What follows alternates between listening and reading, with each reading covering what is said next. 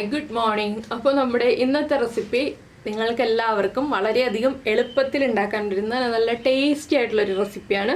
അപ്പോൾ രാവിലെ ബ്രേക്ക്ഫാസ്റ്റിന് എന്താണ്, പുട്ടാണോ ഇഡ്ഡലിയാണോ ദോശയാണോ എന്താണെന്ന് അറിയൂ. ഞങ്ങൾക്ക് പുട്ടാണ് കേട്ടോ. പുട്ടിൻ്റെ കൂടെ കഴിക്കാൻ പറ്റിയ നല്ലൊരു കറിയാണിത്. എന്താണെന്ന് വെച്ചിട്ടുണ്ടെങ്കിൽ നമ്മുടെ ചെറുപയർ കറിയാണ്. ചെറുപയർ കറി നമ്മൾ പല രീതിയിൽ ഉണ്ടാക്കാറുണ്ട്. അപ്പോൾ നിങ്ങൾ ഈ രീതിയിൽ ചെറുപയർ കറി ഉണ്ടാക്കി നോക്കിയിട്ടില്ലെങ്കിൽ ഉറപ്പായിട്ടും ട്രൈ ചെയ്തോളൂ, നന്നായിട്ട് ഇഷ്ടപ്പെടും. പിന്നെ നെയ്യുടെ ഫ്ലേവറൊക്കെ ഇഷ്ടപ്പെടുന്ന ആളുകൾക്ക് കൂടുതലായിട്ട് ഇഷ്ടപ്പെടും. അപ്പോൾ നമ്മുടെ ഈ വ്യത്യസ്തമായ ചെറുപയർ കറി, സാധാരണ വയ്ക്കുന്നതിൽ നിന്ന് വ്യത്യസ്തമായിട്ടുള്ള ഈ ഒരു ചെറുപയർ കറി എങ്ങനെയാണ് തയ്യാറാക്കുന്നതെന്ന് നോക്കാം. നമുക്ക് നമ്മുടെ ഇൻഗ്രീഡിയൻസ് നോക്കാം. നമ്മളിപ്പോൾ ഒരു 5 ടേബിൾ സ്പൂൺ തേങ്ങ ചിരവിയതെടുത്തിട്ടുണ്ട്. പിന്നെ ചെറിയ തക്കാളി ആയതുകൊണ്ട് ഞാൻ 2 തക്കാളി എടുത്തിട്ടുണ്ട്. വലിയ തക്കാളി ആണെങ്കിൽ 1 തക്കാളി മതി. പിന്നെ ഒരു പീസ് ഇഞ്ചി എടുത്തിട്ടുണ്ട്. അതുപോലെ തന്നെ ഒരു 10-12 അല്ലി വെളുത്തുള്ളി എടുത്തിട്ടുണ്ട്. ഒരു പിടി ഉള്ളി എടുത്തിട്ടുണ്ട് കേട്ടോ. ഉള്ളി തന്നെ എടുക്കുക, അപ്പോഴേ ടേസ്റ്റ് ഉണ്ടാവുള്ളൂ. അതുപോലെ 3 പച്ചമുളക്, കറിവേപ്പില.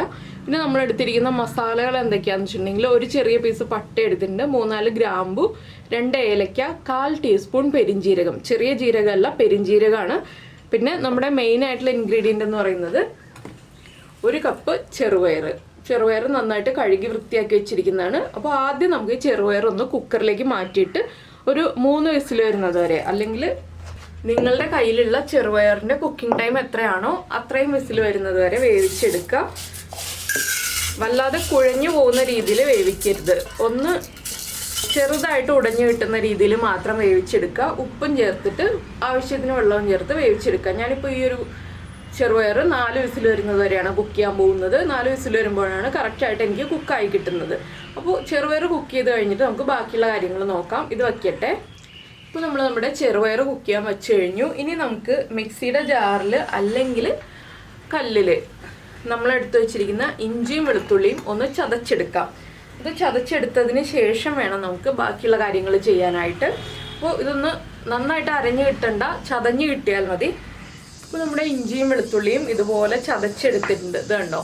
അപ്പോൾ നമ്മൾ ഇത്രയും വെളുത്തുള്ളി തന്നെ ചേർക്കണം കേട്ടോ. എന്താണെന്ന് വെച്ചിട്ടുണ്ടെങ്കിൽ കുറച്ച് വെളുത്തുള്ളി ഉപയോഗിച്ചിട്ടുണ്ടെങ്കിൽ നമ്മുടെ കറിക്ക് ടേസ്റ്റ് കുറവായിരിക്കും. കൂടുതൽ വെളുത്തുള്ളി ചേർത്താലേ ടേസ്റ്റ് ഉണ്ടാവുള്ളൂ. പിന്നെ ജിഞ്ചർ ഗാർലിക് പേസ്റ്റ് ആണ് ചേർക്കുന്നതെങ്കിൽ 1.5 ടീസ്പൂൺ ചേർക്കുക. ജിഞ്ചർ ഗാർലിക് പേസ്റ്റിനേക്കാൾ ടേസ്റ്റ് നമ്മൾ ഫ്രഷായിട്ട് ഇഞ്ചിയും വെളുത്തുള്ളിയും ചതച്ച് ചേർക്കുമ്പോഴാണ്. ഇത് മാറ്റി വെച്ചിട്ട് നമുക്കിതിലേക്ക് വേണ്ട അരപ്പ് റെഡിയാക്കി എടുക്കണം. അതിനാണ് ഞാൻ ഈ മിക്സിയിൽ നിന്ന് ഇതെല്ലാം മാറ്റുന്നത്. ഇനി നമുക്ക് ഈ മിക്സിയുടെ ജാറിലേക്ക് തന്നെ നമ്മൾ എടുത്ത് വെച്ചിരിക്കുന്ന തക്കാളി ഉണ്ടല്ലോ, ഈ തക്കാളി ഒന്ന് ചെറുതായിട്ട് കട്ട് ചെയ്തിട്ട് കൊടുക്കുക. നല്ല പഴുത്ത തക്കാളിയാണ് ഈ ഒരു കറി ഉണ്ടാക്കാൻ നല്ലത്. എൻ്റെ കയ്യിലുള്ള തക്കാളി ഒരെണ്ണം കുറച്ച് പഴുപ്പ് കുറവാണ്. അപ്പോൾ ഞാൻ തക്കാളി കട്ട് ചെയ്തിട്ടുണ്ട്. ഇതിലേക്ക് തന്നെ നമ്മുടെ തേങ്ങ നമ്മൾ എടുത്ത് വെച്ചിരിക്കുന്നത് തേങ്ങയും കൂടി ചേർത്തിട്ട് നന്നായിട്ടൊന്ന് അരച്ചെടുക്കണം. വെള്ളം ചേർക്കണം എന്നുണ്ടെങ്കിൽ വെള്ളം ചേർക്കാം കേട്ടോ. ആദ്യം ഒന്ന് അരഞ്ഞു കിട്ടാനായിട്ട് വെള്ളം ചേർക്കേണ്ട ആവശ്യമില്ല. തക്കാളിയിലുള്ള വെള്ളത്തിൽ നമുക്ക് അരച്ചെടുക്കാൻ പറ്റും.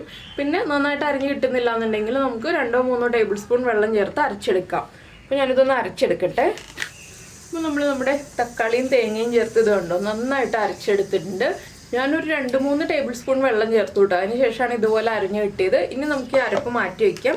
നമ്മുടെ പച്ചമുളക് ഒന്ന് സ്പ്ലിറ്റ് ചെയ്ത് വെക്കണം. അതുപോലെ തന്നെ ഉള്ളി ഒന്ന് റൗണ്ടിൽ കട്ട് ചെയ്ത് വെക്കണം. ഇതൊക്കെയാണ് ഇനി നമുക്ക് ചെയ്യാനുള്ളത്. അപ്പോൾ അതെല്ലാം ചെയ്ത് കഴിഞ്ഞ് നമ്മുടെ കുക്കറിൻ്റെ പ്രഷറും പോയി കഴിഞ്ഞിട്ട് നമുക്ക് ബാക്കി കാര്യങ്ങൾ ചെയ്യാം. അപ്പോൾ നമ്മുടെ കുക്കറൊക്കെ മാറ്റി വെച്ച് നമ്മൾ വേറൊരു പാൻ വെച്ചിട്ടുണ്ട്. ഇതിലേക്ക് നമുക്ക് ആദ്യം വെളിച്ചെണ്ണ ചേർത്ത് കൊടുക്കാം. വെളിച്ചെണ്ണയിൽ തന്നെ ഈ ഒരു റെസിപ്പി ചെയ്യുകയാണെങ്കിൽ കൂടുതൽ ടേസ്റ്റ് ഉണ്ടാവും. പിന്നെ നിങ്ങൾക്ക് വേറെ ഏതെങ്കിലും എണ്ണ യൂസ് ചെയ്യണം എന്നുണ്ടെങ്കിൽ യൂസ് ചെയ്യാം കേട്ടോ. ഞാനിപ്പോൾ വെളിച്ചെണ്ണയാണ് എടുത്തിട്ടുള്ളത്. ഇതിലേക്ക് നമ്മൾ എടുത്തു വെച്ചിരിക്കുന്ന നമ്മുടെ സ്പൈസസ് ചേർത്ത് കൊടുക്കാം. ഇതൊന്ന് ചൂടായി വരുമ്പോൾ നമുക്ക് നമ്മൾ ചതച്ച് വെച്ചിരിക്കുന്ന ഇഞ്ചിയും വെളുത്തുള്ളിയും ചേർക്കണം. കൂടുതൽ മസാല ഫ്ലേവർ വേണമെന്നുണ്ടെങ്കിൽ 2-3 ഗ്രാമ്പും അതുപോലെ തന്നെ 1/4 ടീസ്പൂണും കൂടി പെരിഞ്ജീരകം ചേർക്കാം. ടോട്ടൽ 1/2 ടീസ്പൂൺ പെരിഞ്ജീരകം ചേർക്കാം. ഞാനിപ്പോൾ ഒരുപാട് മസാല ഫ്ലേവറിലല്ല ചെയ്യുന്നത്. അപ്പോൾ എണ്ണയിലേക്ക് ആ മസാലയുടെ ഫ്ലേവറൊക്കെ ആയി വന്നിട്ടുണ്ട്. നമുക്കിനി ഇതിലേക്ക് നമ്മൾ ചതച്ച് വെച്ചിരിക്കുന്ന ഇഞ്ചിയും വെളുത്തുള്ളിയും ചേർത്ത് കൊടുക്കാം. അതുപോലെ തന്നെ പച്ചമുളകും ചേർക്കാം. ഇതിൻ്റെ റോ ടേസ്റ്റ് ഒന്ന് മാറി വരുന്നത് വരെ ഒരു 1 മിനിറ്റിൽ കൂടുതൽ നമ്മളൊന്ന് ഇളക്കി കൊടുക്കുക. അപ്പോൾ നമ്മുടെ ഇഞ്ചിയും വെളുത്തുള്ളിയൊക്കെ ഒന്ന് കുക്കായി തുടങ്ങുന്നുണ്ട്. വല്ലാതെ ബ്രൗൺ ഒന്നും ആയി പോകണ്ട. ഇതിലേക്ക് നമുക്കിനി നമ്മൾ അരച്ചു വെച്ചിരിക്കുന്ന അരപ്പ് ചേർത്ത് കൊടുക്കണം. ഫ്ലെയിം കുറച്ച് വെച്ചിട്ട് അരപ്പ് ചേർത്ത് കൊടുക്കുക. ജിഞ്ചർ ഗാർലിക് പേസ്റ്റ് ആണ് ചേർക്കുന്നതെങ്കിൽ അരപ്പ് ചേർത്തതിന് ശേഷം ചേർക്കാം കേട്ടോ. ആദ്യമേ തന്നെ ചേർക്കേണ്ട. അരപ്പ് ചേർത്ത് ഒന്ന് കുക്കായി വന്നു കഴിയുമ്പോൾ നമുക്ക് ജിഞ്ചർ ഗാർലിക് പേസ്റ്റ് ആഡ് ചെയ്യാം. നമ്മൾ ഇഞ്ചിയും വെളുത്തുള്ളിയും ചതച്ചാണെങ്കിൽ മാത്രം ഇതുപോലെ ആദ്യമേ ചേർത്ത് കൊടുക്കുക. ഇനി നമ്മുടെ അരപ്പ് ചേർക്കാം. ഇനി നമുക്കിതിലേക്ക് കുറച്ച് കറിവേപ്പില ചേർത്ത് കൊടുക്കാം. ഇനി അരപ്പിൻ്റെ റോ ടേസ്റ്റ് മാറി വരുന്നത് വരെ നന്നായിട്ടൊന്ന് ഇളക്കി കൊടുക്കുക. ഒരു 2 മിനിറ്റിൽ കൂടുതൽ എടുക്കും അരപ്പിൻ്റെ റോ ടേസ്റ്റ് ഒന്ന് മാറി വരാൻ. എന്താണെന്ന് വെച്ചാൽ തക്കാളിയിൽ വെള്ളം ഉള്ളതാണല്ലോ, തക്കാളിയുടെ ആ വെള്ളമൊക്കെ ഒന്ന് വറ്റി വരണം. അതിന് ശേഷം വേണം നമുക്ക് ബാക്കിയുള്ള കാര്യങ്ങൾ ചെയ്യാൻ. അപ്പോൾ ഇപ്പോൾ നമ്മൾ പയറിൽ മാത്രമേ ഉപ്പ് ചേർത്തിട്ടുള്ളൂ, അരപ്പിലേക്ക് ഉപ്പൊന്നും ചേർത്തിട്ടില്ല. ഇതൊന്ന് കുക്കായി വന്നു കഴിഞ്ഞിട്ട് നമുക്ക് ഉപ്പൊക്കെ ചേർത്ത് കൊടുക്കാം. ഇതൊന്ന് നന്നായിട്ട് കുക്കായി വരട്ടെ. അപ്പോൾ നമ്മുടെ അരപ്പ് ഇതാ ഇതുപോലെ നന്നായിട്ട് തിളച്ചുകൊണ്ടിരിക്കുന്നുണ്ട്. ഈ സമയത്ത് നമുക്ക് ഇതിലേക്ക് വേണ്ട പൊടികൾ ചേർത്ത് കൊടുക്കണം. 1 ടീസ്പൂൺ മല്ലിപ്പൊടി, അതുപോലെ തന്നെ ഒരു 1/4 ടീസ്പൂൺ മഞ്ഞൾപ്പൊടി. പിന്നെ നമ്മൾ പച്ചമുളക് എരിവിന് ചേർത്തിട്ടുണ്ടെങ്കിലും ഒരു കളറിന് വേണ്ടിയിട്ട് നമ്മുടെ കാശ്മീരി ചില്ലി പൗഡർ 1 ടീസ്പൂൺ ചേർത്ത് കൊടുക്കാം. ഇനി ഈ പൊടികളുടെ റോ ടേസ്റ്റ് മാറി വരുന്നത് വരെ വീണ്ടും ഒന്ന് ഇളക്കി കൊടുക്കുക. തക്കാളിയുടെ നനവൊക്കെ ഉള്ളതുകൊണ്ട് തന്നെ വേഗം തന്നെ പൊടികൾ കുക്കായി കിട്ടും. നന്നായിട്ട് ഇളക്കി പൊടികൾ കുക്കായി വരുന്നത് വരെ ഇളക്കി കൊടുക്കുക. ഈ സമയത്ത് നമുക്ക് ഈ അരപ്പിലേക്ക് വേണ്ട കുറച്ച് ഉപ്പ് ചേർത്ത് കൊടുക്കാം. വളരെ ചെറിയ അളവിൽ മാത്രം ഉപ്പ് ചേർക്കുക. നമ്മൾ പയറിൽ ചേർത്തിട്ടുള്ളതാണ്, അതുകൊണ്ട് ഒരുപാടായി പോകരുത്. നന്നായിട്ട് എണ്ണ തെളിഞ്ഞ് വരുമൊന്നും വേണ്ട കേട്ടോ. നന്നായിട്ടൊന്ന് അരപ്പ് കുക്കായി ആ പൊടികളും കുക്കായി വരുന്നത് വരെ ഒന്ന് ഇളക്കി കൊടുക്കുക എന്നുള്ളതേ ഉള്ളൂ. അപ്പോൾ ഈ ഒരു കറി നമുക്ക് പുട്ടിൻ്റെ കൂടെയും കഴിക്കാം, ചോറിൻ്റെ കൂടെയും കഴിക്കാം. ഞാനിപ്പോൾ പുട്ടിൻ്റെ കൂടെയാണ് തയ്യാറാക്കുന്നത്. അപ്പോൾ നിങ്ങൾക്ക് ഇഷ്ടമുള്ള ഏത് വിഭവമാണോ അതിൻ്റെ കൂടെ ചേർത്ത് കഴിക്കാം കേട്ടോ.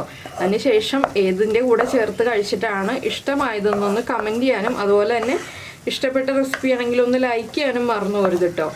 പിന്നെ നമ്മുടെ ചാനൽ ആദ്യമായിട്ട് കാണുകയാണെങ്കിൽ നമ്മുടെ വീഡിയോ പ്രസൻറ്റ് ചെയ്യുന്ന രീതിയൊക്കെ ഇഷ്ടമായിരുന്നുണ്ടെങ്കിൽ നമ്മുടെ ചാനലൊന്ന് സബ്സ്ക്രൈബ് ചെയ്ത് സപ്പോർട്ട് ചെയ്യണേ. സബ്സ്ക്രൈബ് ചെയ്യുന്നതിന് ഈ വീഡിയോയുടെ താഴെയുള്ള റെഡ് സബ്സ്ക്രൈബ് ബട്ടൺ ഒന്ന് ക്ലിക്ക് ചെയ്യുക. അതിൻ്റെ റൈറ്റ് സൈഡിലുള്ള ബെല്ലൈക്കണും ക്ലിക്ക് ചെയ്യുക. അപ്പോൾ ഓളെന്ന് പറഞ്ഞിട്ടൊരു ഓപ്ഷൻ കാണാം. ആ ഓളും കൂടി പ്രസ് ചെയ്തിട്ടുണ്ടെങ്കിൽ ഞാൻ എപ്പോഴും വീഡിയോ അപ്ലോഡ് ചെയ്യുമ്പോൾ നിങ്ങൾക്ക് നോട്ടിഫിക്കേഷൻ വരും.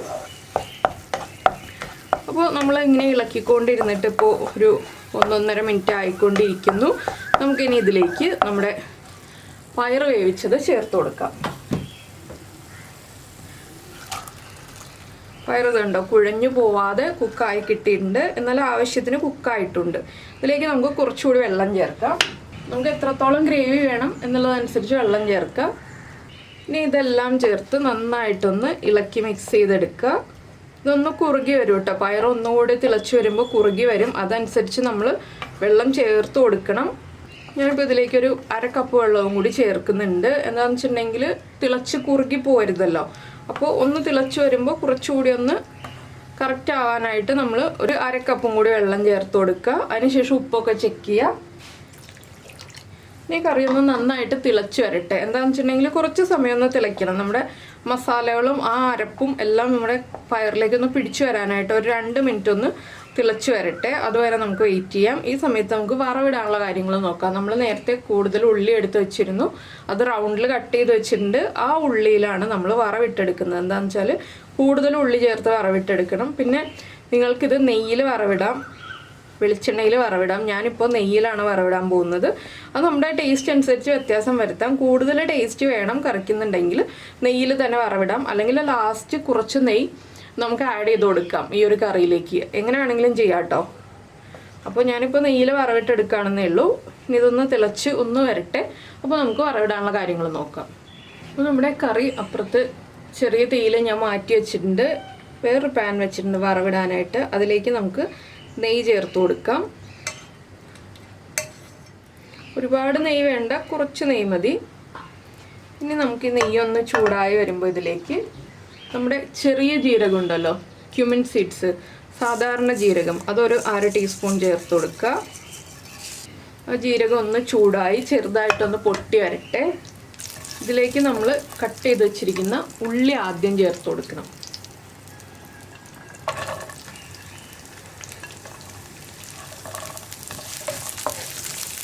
നെയ്യ് കുറവാണെങ്കിൽ നെയ്യ് ചേർത്ത് കൊടുക്കാം കേട്ടോ. ഇനി ഉള്ളി ഒന്ന് ലൈറ്റായിട്ട് ബ്രൗൺ ഷെയ്ഡായി വരുന്നത് വരെ ഇളക്കി കൊടുക്കുക. കൂടുതൽ ഉള്ളി ചേർക്കുമ്പോഴാണ് ഈ ഒരു കറിക്കൊക്കെ ടേസ്റ്റ് ഉണ്ടാവുക. അതുകൊണ്ടാണ് നമ്മൾ വെളുത്തുള്ളിയും ഉള്ളിയും ഒക്കെ ഫ്രഷ് ആയിട്ട് തന്നെ ചേർക്കണം, അതുപോലെ തന്നെ കൂടുതൽ ചേർക്കണം എന്ന് പറയുന്നത്. ഇനിയിപ്പോൾ ഉള്ളി ഒന്ന് ബ്രൗൺ ആയി വരട്ടെ, അതുവരെ ഞാൻ ഇളക്കി കൊടുത്തുകൊണ്ടിരിക്കട്ടെ. ഇതിലേക്ക് ഉപ്പൊന്നും ചേർക്കേണ്ട ആവശ്യമില്ല കേട്ടോ. നമ്മൾ കറിക്ക് ആവശ്യത്തിന് ഉപ്പ് ചേർത്തിട്ടുണ്ട്, അതുകൊണ്ട് തന്നെ ഇനി ഉള്ളിയിലേക്ക് ഉപ്പൊന്നും ചേർക്കണ്ട. നമുക്കിതുപോലെ തന്നെ ഇളക്കി ഒന്ന് ബ്രൗൺ ഷെയ്ഡ് ആക്കിയെടുക്കാം. അപ്പോൾ നമ്മുടെ ഉള്ളിയൊക്കെ ഒന്ന് കളർ ചേഞ്ച് ആയി തുടങ്ങുന്നുണ്ട്. നമുക്കിതിലേക്ക് ഒരു 3 വറ്റൽമുളക് ചേർത്ത് കൊടുക്കാം. അതുപോലെ തന്നെ കറിവേപ്പിലയും ചേർക്കാം.